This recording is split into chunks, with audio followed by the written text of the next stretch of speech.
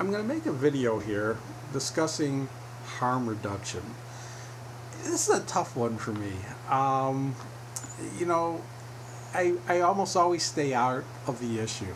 In fact, there's only one place that I actually talk about it, and it's in one letter that I put out in 2003 for the internet, because I was always being accused of, or Why Quit was always being accused of saying cold turkey is the only way to quit, and it was transferred over to me often that, that I say that cold turkey is the only way to quit smoking. I never did say that. I say cold turkey is the most successful way of quitting smoking. It's the way the vast majority of people who have quit did so.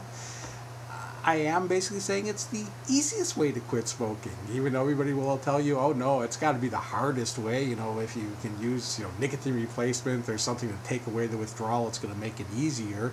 It's the same idea when people were thinking cutting down had to be easier, and I've got videos on that already, and I have articles on that already that pretty much extensively discuss.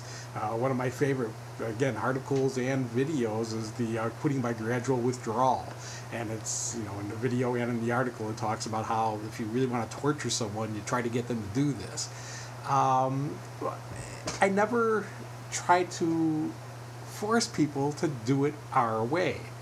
If they come into the site, do I say, or have the site said for years now that to be able to join our site you got to do cold turkey? Oh no, we do that. But we're not trying to drag anybody into our site. We're not trying to force anyone into the site. We're trying to help people who have decided that's how they want to quit smoking. Where I did address harm reduction in a sense, though, it was in one of the articles that was titled, Is Cold Turkey the Only Way to Quit? And I'm going to read, and I'm really a lousy reader, even when I'm reading my own material. I'm not a good reader, but I'm going to pop it up on the screen here and see how this goes. I want to read you what I said about it back in 2003. It was actually talking about NRT there. This is basically when there was the only major harm reduction, option out there was people using NRT. The paragraph reads here, I feel it necessary to use the phrase got off nicotine as opposed to saying got off smoking. There are some major experts coming out and advocating that people should be given nicotine supplements forever to stay off of nicotine. Can this work? Of course it can. If you give people enough nicotine via supplements, it will satisfy their need for nicotine. After all, this is the primary reason they were smoking at the end, to feed a nicotine addiction. If the smoker can just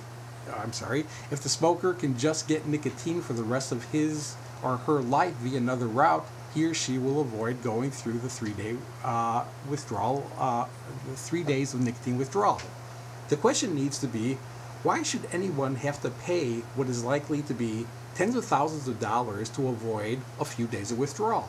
On top of this, these people will never be totally free of the moderate withdrawals that such usage is likely to keep going. These people will in fact tout the use of the product as a great aid, but when compared to what people who are totally nicotine free are experiencing, this victory over cigarettes is a bit hollow.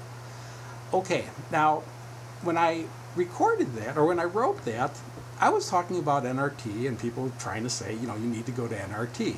And again, there's a prior video on this about my first encounter with NRT, and it was nicotine gum, and it was this guy who was touting how wonderful. And again, just for expediency here, I think anyone who really wants to understand this issue, go find that video, my first encounter with NRT, because it talks about how someone who has used the product, hasn't smoked, will think that this was a miracle product. Well, there's other products on the market now, not totally on the market, should I say. I mean, the electronic cigarette that's out there. This is not an FDA-approved product, and it's not being marketed as a quitting aid. They would, I think, like to market it as a quitting aid, but because it's not FDA-approved, they can't say that without causing themselves a whole lot of trouble. But there are individuals coming out who have now been using this product for quite some time and are trying to make it sound like, this is just, God's gift to mankind who are stuck smoking, because working on the premise of general harm reduction. And this is what I think a lot of, experts in harm reduction and people who are backing harm reduction do, they're working on the basis that most people just can't quit smoking. And they're almost making it sound like that, people advocating things like we are about trying to help people to actually break free of nicotine, we're doing a terrible disservice because most people can't quit smoking, and we're basically, saying that this is how they should get off to make their life better. They can't do it, and so we're just keeping them smokers. And again, this would all make perfect sense if people really couldn't quit smoking, and if it was impossible to quit smoking. And they like to tout the statistics out there that, only 5% of people who try to quit succeed. But again, if you go through a lot of our resources and materials, you'll see it's one of the biggest topics that we work at debunking is the fact that only 5% of people who try to quit succeed. We have, in America, more former smokers alive today than current smokers. Over half the people who used to smoke can quit. This is not a product that's impossible to get off smoking. Now, there are people who won't quit. There are people who don't want to quit smoking. And should those people go for a harm reduction technique? Sure. If they're not going to quit, they don't want to quit, yeah, sure, go find a harm reduction technique. But I want to point out something. When they are producing a product that is totally unregulated and saying that this is a safe product, you're playing with fire here. You do not know what you're getting. I don't know what you're getting. It's not like I have some hidden inside information that I know that there's this real looming danger out there. I just don't know if there is something out there that we are not recognizing on an unregulated product. They will often tout the idea, but the FDA is such a lousy regulating agency anyway. and they often use Champix as their argument of how, the FDA, they're saying this product is safe. And, I'm in agreement. The FDA has done a lousy job when it comes to certain medications. When they were dangerous, or they are dangerous, and they're not letting the people know just how dangerous they are until they're absolutely forced, to put the warning on. Things have to get real bad sometimes before they will, put a warning on that. Common sense dictated should have been there early on for people. But to now use the idea that because there are some things that are dangerous that they don't call dangerous, to now reverse that argument and then say that if the FDA is coming out and saying something is dangerous and saying now that, oh no, this is the FDA, they don't know if things are dangerous or not. To use that argument there in reverse is not a very safe mode of operation. If they come out and say they have suspicions that something is wrong with a product, I think people should take note. Just because they're wrong on one side doesn't mean they're wrong on the other side. And a lot of the products that are out there, which are not regulated, which are not set up to some sort of standard, you don't know what you're getting. And, one of the arguments that I'll see is, but they use all natural products in some of these things, I don't care. I don't care if it's, if it's asparagus, if asparagus is a healthy vegetable. But it was never meant to be burnt and inhaled and put into your lung. We don't know that it's something which is safe on most levels of what has been consumption throughout years and decades and centuries, of a natural product. We don't know what happens when you vaporize that product and bring it into your lung. It was not the way it was designed by nature. And when you modify it and you don't know because you haven't tested it, it's been tested for years, 2-3 years it's been out there, 4 years maybe. Hey, cigarettes were out there for decades, and doctors were telling you for many of those decades. The smoking doctors in particular, but that was over half the medical profession, that this was a safe product. Cigarettes were harmless, that it was even good for you. And then we found out what we found out. Again, became the most preventable cause of death in the United States. It's become one of the major killers, killing 5 million people worldwide every year. This is a product that, again, you go back 50 years, when the product had now been being used for, decades. and it was still thought to be safe. And it wasn't until it was used for a long time that you were able to see what something was happening down the road. Am I saying that some of these products out there are going to do that? I don't know. Is it going to be as dangerous as cigarettes? Doubt it. But is it safe? That's a totally different issue. Now, the reason I'm kind of coming out and making kind of a commentary here on this, because I really have tried to stay out of it. I have. Why? Because I don't really worry about what the rest of the world does with quitting smoking. I don't worry about what the other experts say about quitting smoking. I don't really concern myself about other sites, about other programs. I don't. The way I've worked from the beginning was for people who kind of find my material. I'm hoping, people are looking to quit smoking, have kind of chosen a plan of action or are researching a plan of action, come across the material, realize, this applies to them. They see themselves in the videos. They see themselves in the stories that I'm telling. They recognize the addiction I'm talking about as them. And now they want to use this material to help them quit. But I really have avoided going, and when I say avoided, since I first started working on the internet. When I came across Why Quit wasn't the only site I came across. I came across a few other sites. And I did the same thing with them that I did with what was the Freedom from Tobacco at that time period, that was connected to Why Quit. I started letting them know I had this material. It was follow-up material for people who quit smoking, no matter how they quit. I felt some of this material to be helpful to them. I had materials on cold turkey, but I downplayed them. I downplayed them on Freedom. I downplayed them on all the other sites. I was putting down the relapse prevention material and the danger of smoking material. And when I kind of really incorporated the stuff into Freedom, then we brought it in as a cold turkey. But I dropped out of all the other sites at that point in time. I dropped out was an understatement. I was thrown out of some of those sites because they thought that I was trying to spam them. I was somehow going to try to profit off them. And I never made a penny out of anything I did on the internet. Anything that I produced for the internet. And the materials that I had produced before I was on the internet, I put on the internet for free. I never had any royalty. I never had any way of making an income off this. It was not my intent, purposely. I didn't want it ever to be thought that the reason I was, taking a stand that was kind of against state of the art was because I could personally profit from it. It would take away my credibility. It would take away my ability, to help some people, because they would think that the reason I'm saying what I'm saying is I don't really believe what I'm saying, but I can make money if I say this. Now, I kind of took that out of the equation from the beginning. It's like, no, I'm not going to make any money off this. This stuff is free. It's there.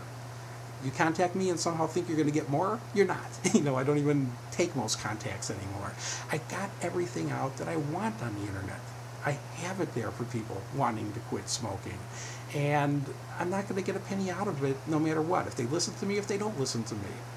I think they're going to benefit a whole lot if they listen to me. But I'm not going to benefit one way or another. I just wanted to get that point out there, though, that I didn't do anything, and I haven't for, since I was, I say some of the original sites that threw me out, I promised them I wouldn't come back. I didn't.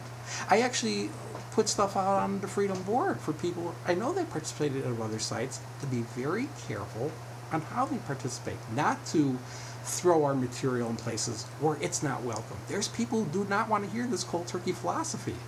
I tell them if they want to share the relapse prevention material, I think that's a benefit to everybody, and the dangerous smoking material. But how to quit smoking material, be cautious. And anyone doing it, if someone is doing it at another site, they're not doing it with my backing. I mean, if anyone is contacting me, and I've had people contact me, ask me, should we do this quietly? And no, I don't want them to interfere with other sites. The reason I bring that up now, though, is it's exactly what we're seeing. It's not only what we're seeing at other sites. When John and I were being inundated for quite a while, years ago, from people trying to break into the Freedom site, to discuss e-cigarettes. They didn't read what our site was. They saw a quit smoking site and they realized this is an audience. These were people who, they were selling a product, and they knew, here's people looking to quit smoking. Here's people who don't want to smoke anymore. This is an audience for their wares, and they were trying to break in with that. Now, and again, we're protected. We really are in many ways. You know, we monitor the board closely. We monitor who gets in, and if somebody were to put a post up that anyway hinted, you know, of promoting a product like that, they'd be gone in an instant. You know, as soon as we see it, we get rid of stuff like that.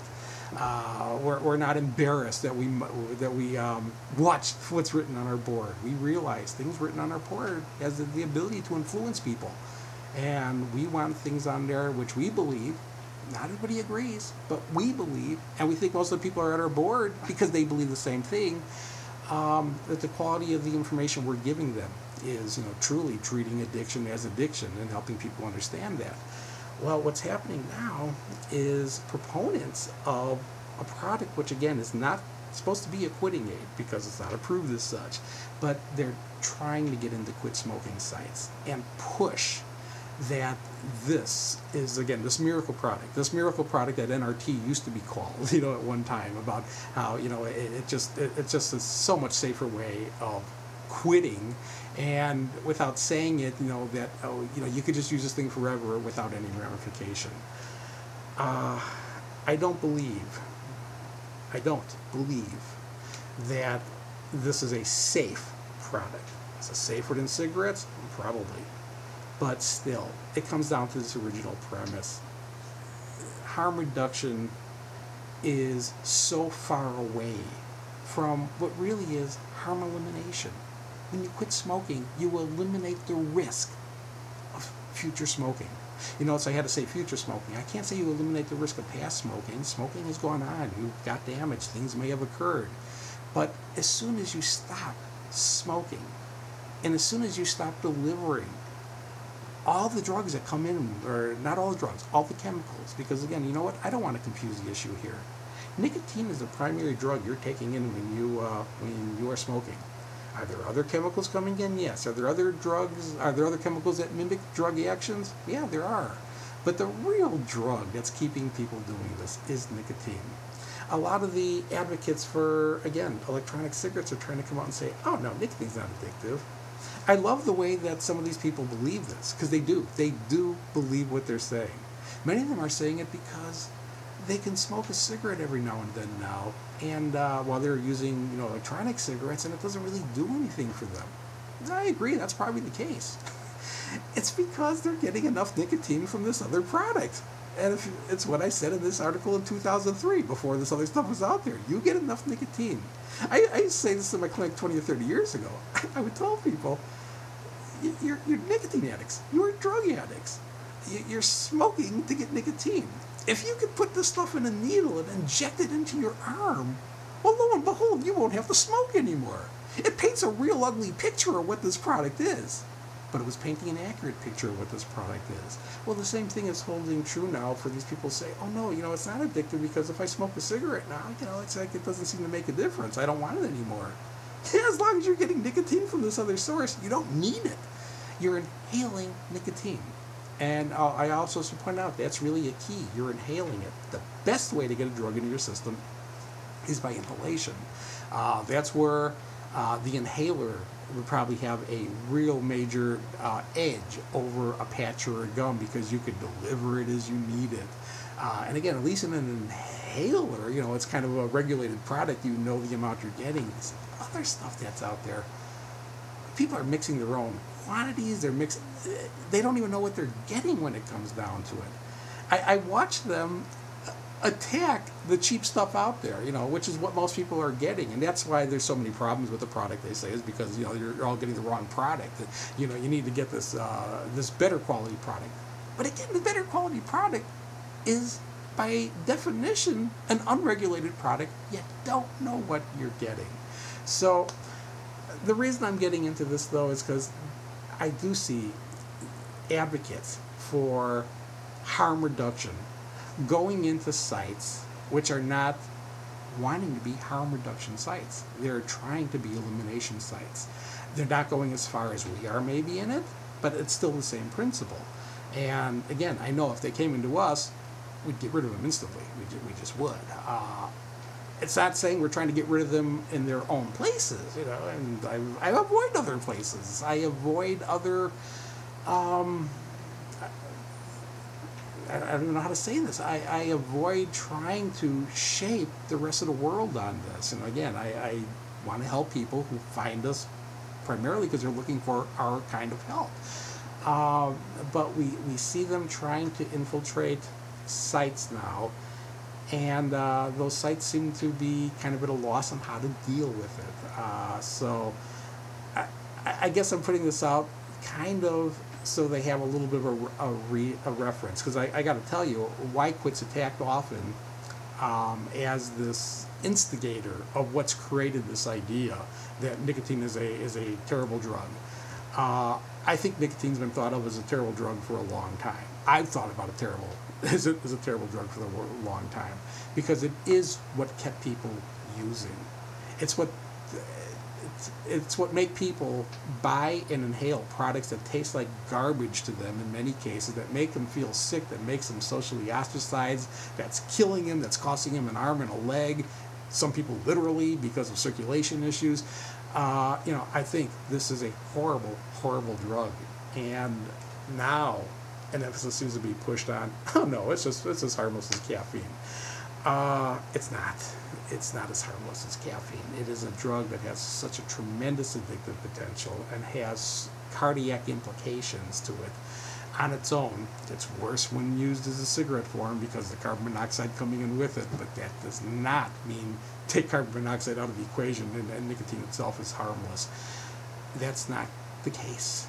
And I know by saying that I'm setting myself up for attack. I suspect I'm setting myself up, or not myself, I'm setting our site up for, let's see if they can infiltrate the site. Again, we will stop it. We have ways. What I mean by that is our screening mechanism for who we let in. Someone coming in saying they're using an e-cigarette, they're out. We're not taking them in. There are exceptions to that. If someone's been using it for 6 months or longer and they realize they're hooked, they've just got the same problem as a smoker, yeah, we're going to deal with them then.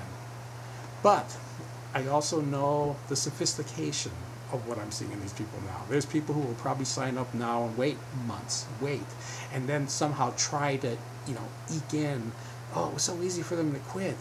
Much easier than they thought. It's because they use a cigarette. They use the e-cigarette up to this point. And as soon as I see that, I guess I should point out, I don't run the site anymore. But I will alert the people who do and to what's going on and to really eradicate the post. Let's put it this way. I won't necessarily just eradicate the post. I will eradicate the poster, because my guess is this was someone, and I don't care how well they participated up to that point, this was someone who probably came in with an agenda to do this. I will say, though, that the person may have been sincere and may have been honest. I'm sorry they were caught in what we see that some people are going to do. But that's the same as people who come in who were smoking 30 or 40 or 50 years straight, 3 or 4 packs a day, sometimes quit and find they have no trouble. It's real easy. And somehow those people aren't thinking, oh, it's because I finally smoked enough cigarettes. When I got up to 5 packs a day, that made it easy to quit. No, it just was easy to quit for them at that point. You get someone who say they used an e-cigarette for a long time and then found it easy to quit. It's possible, but it's not anything inherent in the nature of e-cigarettes. It's something inherent in the fact that every time a person quits, there's a variability what's going to be like. And some of those times, it's just going to be real easy, no matter what they did prior to that time period, what they were using, how they were using, how much they were using. It just that quit went easy. Doesn't mean if they relapse to the next quit wouldn't be easy, or would be easy. It might be a total hellish experience. Don't know. The only thing we know is if they don't administer nicotine again, they don't have to worry about the next attempt being good or bad. There is no next attempt necessary. Anyway, it's really a touchy subject, because like I say, I don't want to go inviting trouble. I don't want to have people trying to get in to disrupt us. And we will try to do what we can to avert that. I need to point out that some of these people who are on other sites causing some of these problems, they're well-meaning. They really are. They believe what they're saying. There are probably a few of them who are marketing, seeing a profit margin in there, but, it's not even the majority anymore. It was at one time, and it would have been real easy for me to make an attacking video at that point in time. It would have been, but again, I just didn't feel it was necessary. We don't deal with it. Now, it's harder because you're getting people who really, really believe what they're saying, that this has become, they believe it's a totally safe product, where, again, I think they're in for a surprise down the line on that one.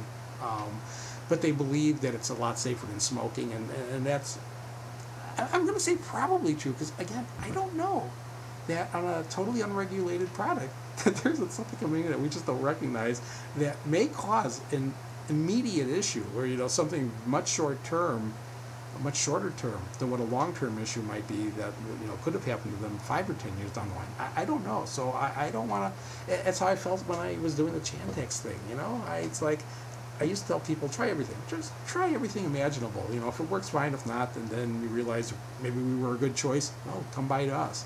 I wouldn't do that with the Chantix one, though, because, again, I just felt it was too dangerous. You know, I didn't want anyone doing it on my advice. You know, if they were going to do it, they're going to do it off their doctor's advice. They're going to do it off other people's advice. They're not doing it on my advice.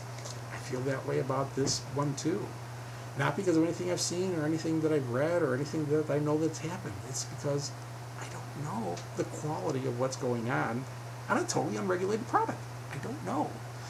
You don't either. Bottom line, you don't either. These people who are saying totally safe, they're not the chemists making these things under lab conditions, making sure no contaminants are getting in. You don't know on a totally unregulated product. So, you know, at some point when it becomes regulated, it's going to become, I suspect, like an NRT, and it's going to have some restrictions on it, like an NRT. And at that point, will it be safer? Yeah, NRTs are safer than cigarettes, you know. But now that comes back to the original article that, again, I put in 2003. It's like, yes, you can go on for the rest of your life to avoid 3 days of withdrawal. Why spend that kind of money? Why have to put up with those kind of, you know, problems that go with when you can't get to it, when you're in a place that isn't going to allow it? I mean, you're going to have hassles that ex-smokers just don't have anymore.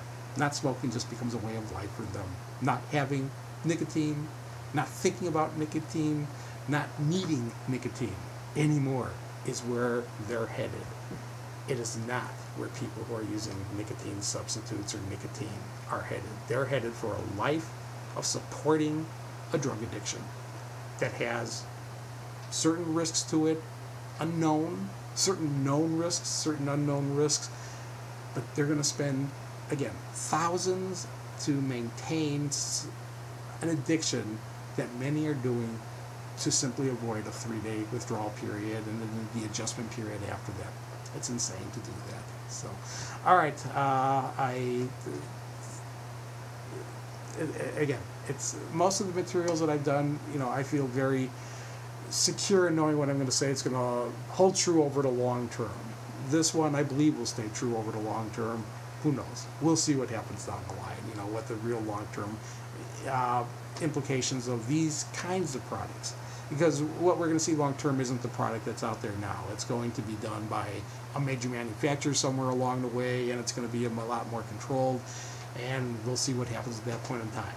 And I may have to reevaluate and actually reshoot a video. As most of you may realize, I almost never reshoot anything. Once it goes, I don't want to deal with it again. But you know, this one we may come back to revisit.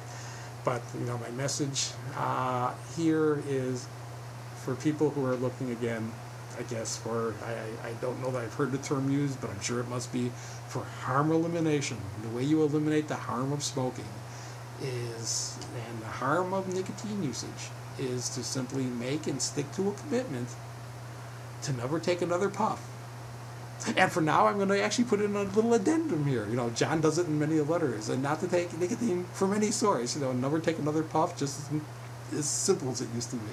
But as long as you don't administer nicotine from any source, you will be able to break free and stay free from the grip and the problems caused by this product and these products for the rest of your life, as long as you stick to that commitment. So, again, actually, I guess it kind of does work with an e-cigarette. You know, they call it vaping, but it's puffing. You know, let's do it. So the way to avoid the risk of all these implications, again, is to simply never take another puff.